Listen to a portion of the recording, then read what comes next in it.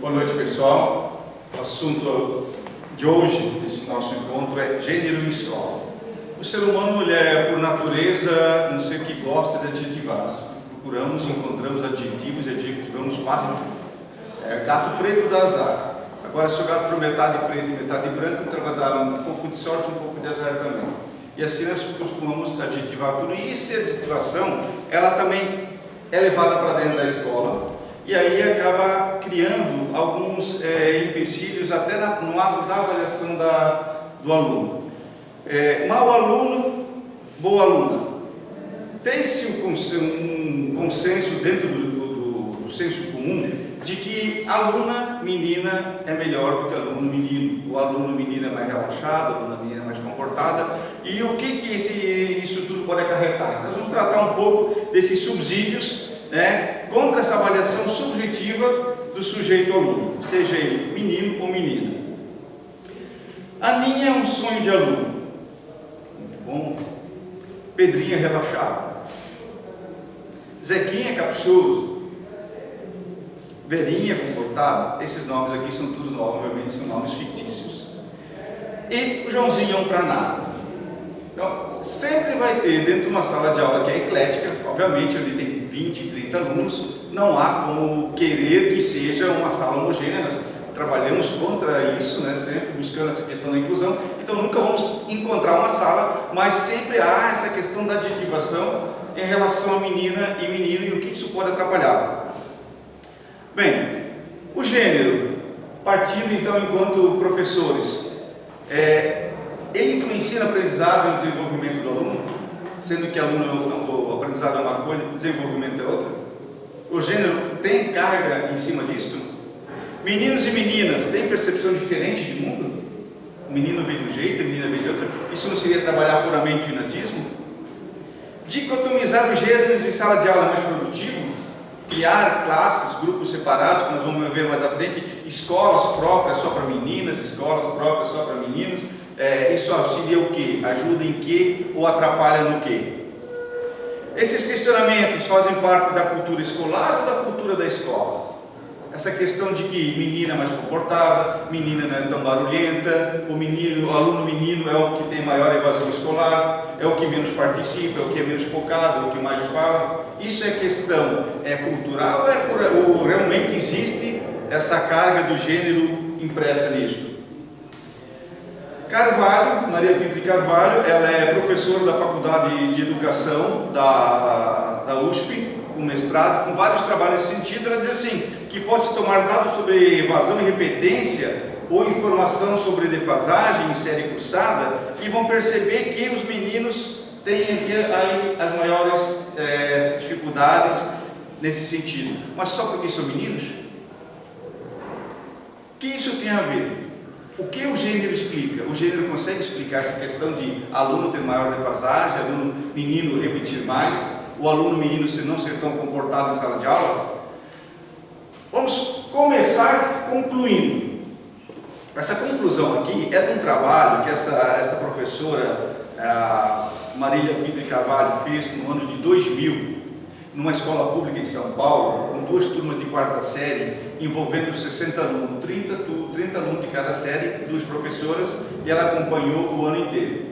As professoras fizeram pesquisa, analisaram quais foram os alunos que foram para a detenção, quais foram os alunos que foram para as salas de recuperação, quais foram os alunos que foram para as aulas de reforço, quais são os alunos considerados bons alunos, e chegou à conclusão, essa pesquisadora, dizendo o seguinte, que pensar o processo de avaliação do aluno no sistema escolar brasileiro hoje e não refletir sobre o que são relações de gênero, sobre o que é masculinidade, sobre o que é feminilidade, e que formam nossas concepções de bom aluno, de aprendizagem, de disciplina e de infância, ao lado de outras, como de classe social e etnia, é perda de tempo.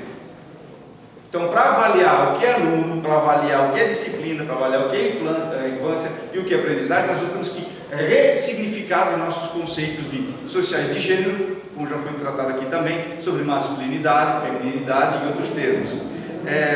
Essa pesquisa, ela foi trabalhada em cima desses alunos e as próprias professoras chegaram a uma conclusão, as professoras que essas duas professoras que participaram da pesquisa, que elas eram subjetivamente avaliadas e avaliavam subjetivamente. Não há uma gramática da avaliação do aluno, do bom aluno, da boa aluna.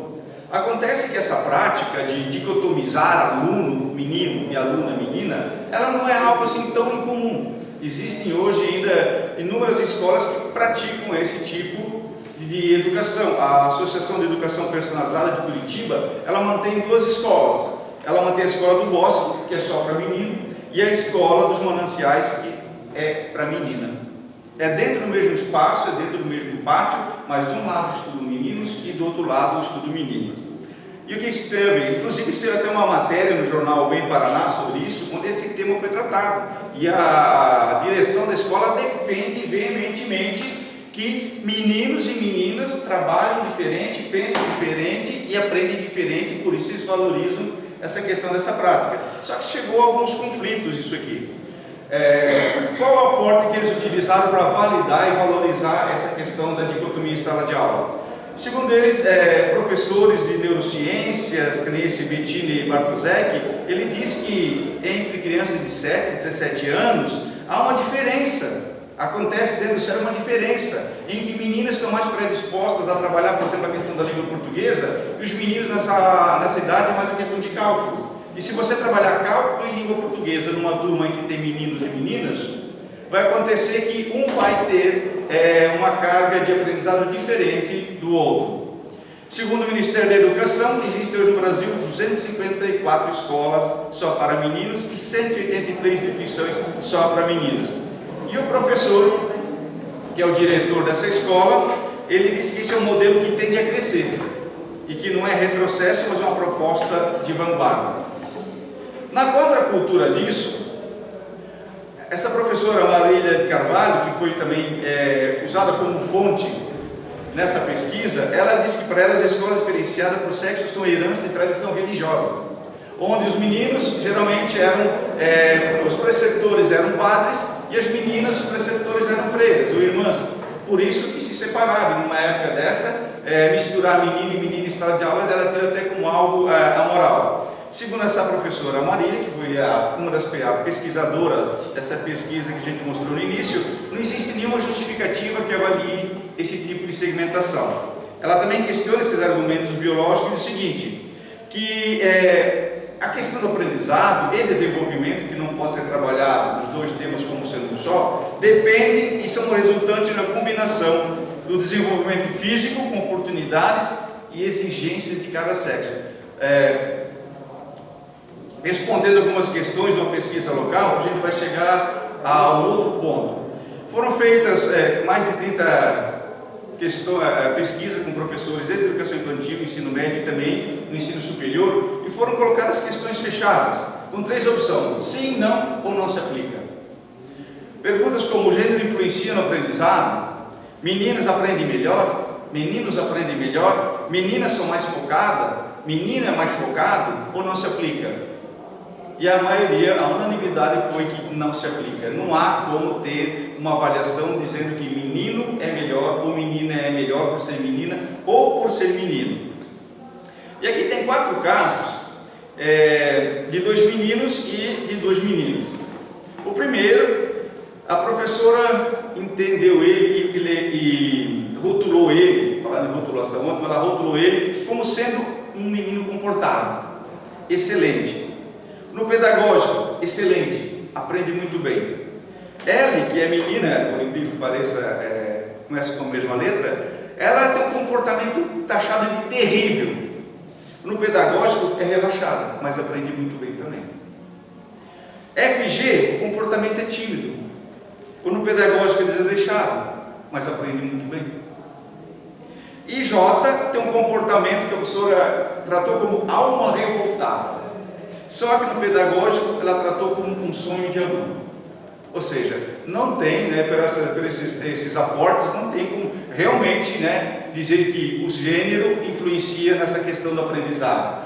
O que acontece é que a menina, ela é criada culturalmente para ser submissa. Não hoje, mas tanto. Estamos no século XXI, já passamos do ano 2000, mas a menina sempre foi um ser criado para ser submisso.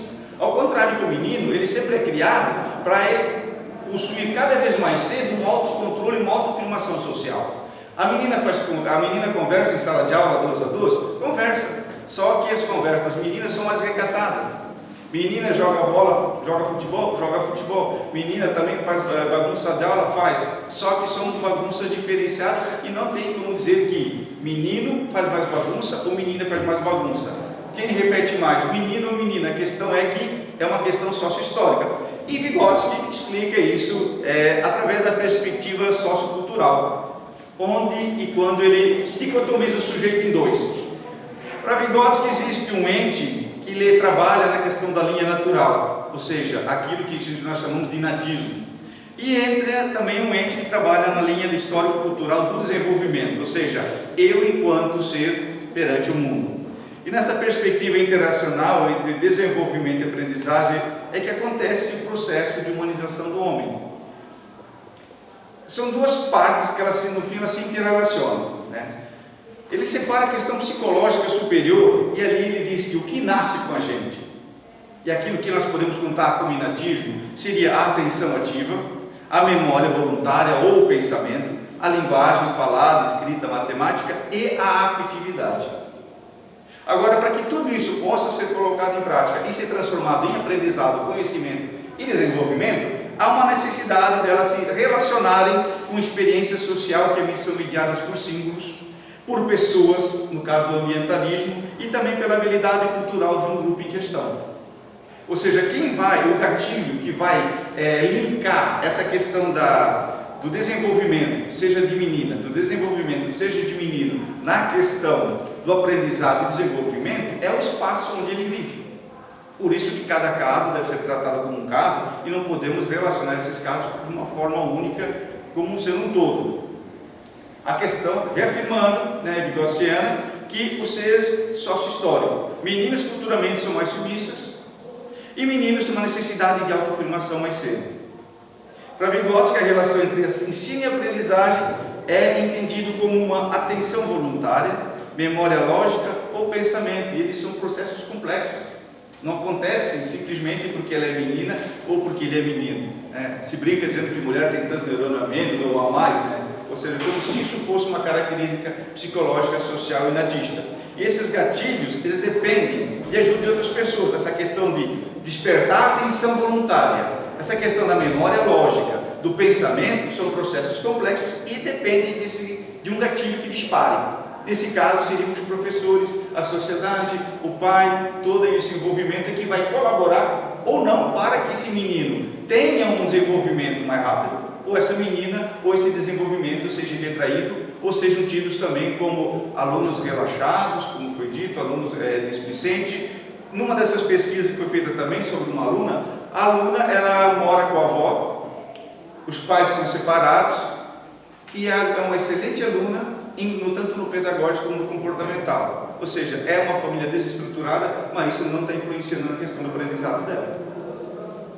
E são tornadas efetivas todas essas questões nessa relação de sujeito, e de um modo único, como não há uma perspectiva pura e meramente opcional. Ou seja, não se chegou à conclusão, ninguém até agora ainda pode afirmar que a relação por o aluno ser menino ou por o aluno ser menina é que ele vai se desenvolver de uma maneira mais rápida ou mais devagar, ou vai ter um comportamento diferente em sala de aula. Pessoal, por hoje é isso, Então, até mais.